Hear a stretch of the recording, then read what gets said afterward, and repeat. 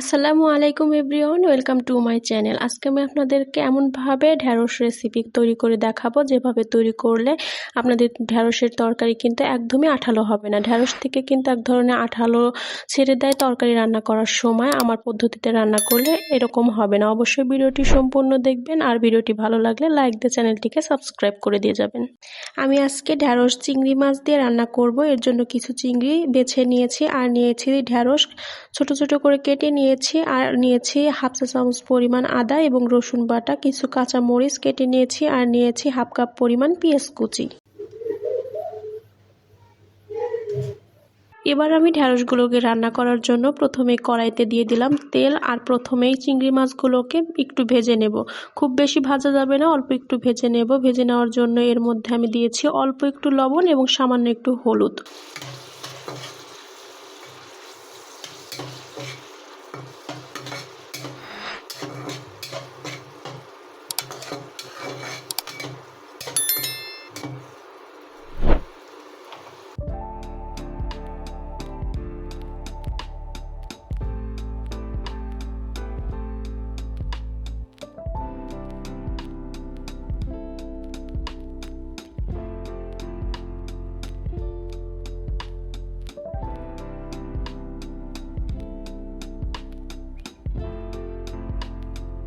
চিংড়ি মাছগুলো ভাজা হয়ে গেছে, এর থেকে বেশি কিন্তু আর ভাজা যাবে না, একটু লাল হয়ে গেলে তুলে নিতে হবে। এবার আমি চিংড়ি মাছগুলোকে তেল থেকে উঠিয়ে নেব।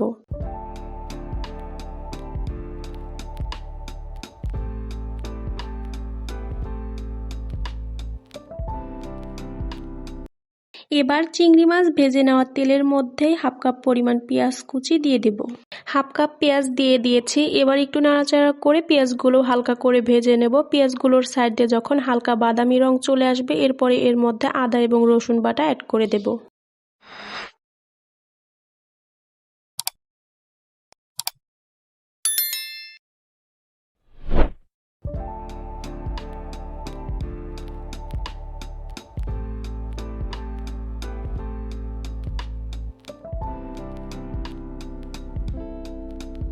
পেঁয়াজগুলো হালকা করে ভাজা হয়ে গেছে, দেখতেই পাচ্ছেন সাইড দিয়ে হালকা বাদামি রং চলে এসেছে। এবার আমি এর মধ্যে অ্যাড করে দিয়েছি হাফ চা চামচ পরিমাণ আদা এবং রসুন বাটা।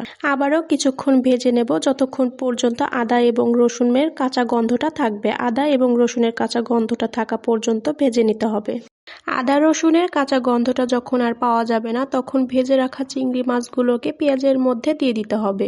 এই পর্যায়ে চাইলে অল্প একটু পানি দিয়ে দিতে পারেন, যদি নিচে লেগে যায়। লেগে গেলে কিন্তু খেতে ভালো লাগবে না। এর জন্য যদি লেগে যেতে শুরু করে তাহলে অল্প অল্প করে পানি দিয়ে দিতে পারেন। পেঁয়াজের সাথে চিংড়ি মাছগুলো একটু ভেজে নিয়েছি। এবার ঘরোয়া মশলাগুলো দিয়ে দেব। এখানে আমি ব্যবহার করেছি অল্প একটু মরিচের গুঁড়ো, পরিমাণ মতো লবণ, হাফ চা চামচ পরিমাণ হলুদ গুঁড়ো, হাফ চা চামচ পরিমাণ ধনিয়া গুঁড়ো এবং হাফ চা চামচ পরিমাণ জিরা গুঁড়ো। এই পর্যায়ে আবারও বলছি, যদি নিচে ধরে যেতে শুরু করে তাহলে অল্প অল্প করে পানি দিয়ে কষিয়ে নিতে হবে।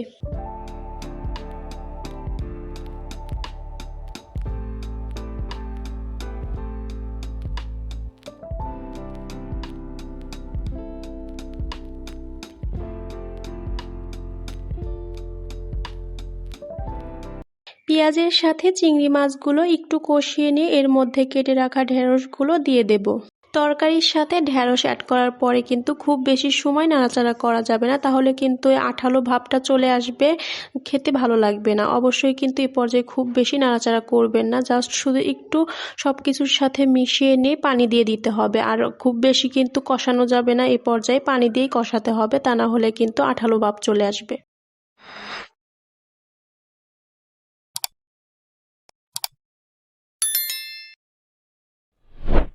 অল্প একটু পানি দিয়ে দিয়েছি। এবার ঢাকনা দিয়ে ঢেকে রেখে দেব, আর কিছু সময় পর পর ঢাকনাটা তুলে এভাবে কড়াইটা ধরে ঝাঁকিয়ে দেব। নাড়াচাড়া কিন্তু করা যাবে না, আবারও বলছি, তাহলে কিন্তু আঠালো ভাব চলে আসবে। এর জন্য কড়াইটা ধরে জাস্ট শুধু ঝাঁকিয়ে আবার ঢেকে রেখে দেবেন।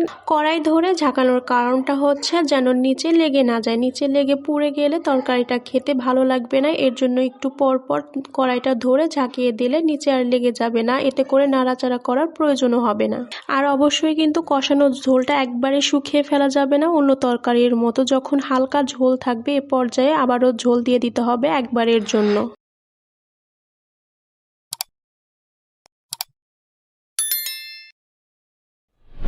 আমার তরকারিটা কিন্তু হয়ে গেছে, এবার আমি চুলাটাকে বন্ধ করে নামিয়ে নেব। যদি আপনারা আর একটু ঝোল কম রাখতে চান সেক্ষেত্রে আরও একটু জাল করে নিতে পারেন। আমি এখনই নামিয়ে নিচ্ছি। আশা করছি আজকের ভিডিওটা সবার কাছেই ভালো লেগেছে। যদি ভালো লাগে অবশ্যই একটি লাইক দিয়ে চ্যানেলটিকে সাবস্ক্রাইব করে দিয়ে যাবেন এবং আরও এরকম ভিডিও পাওয়ার জন্য অল নোটিফিকেশন অন করে দিয়ে যাবেন, যেন পরবর্তীতে ভিডিও ছাড়ার সাথে সাথে সবার আগে আপনার কাছে পৌঁছায়।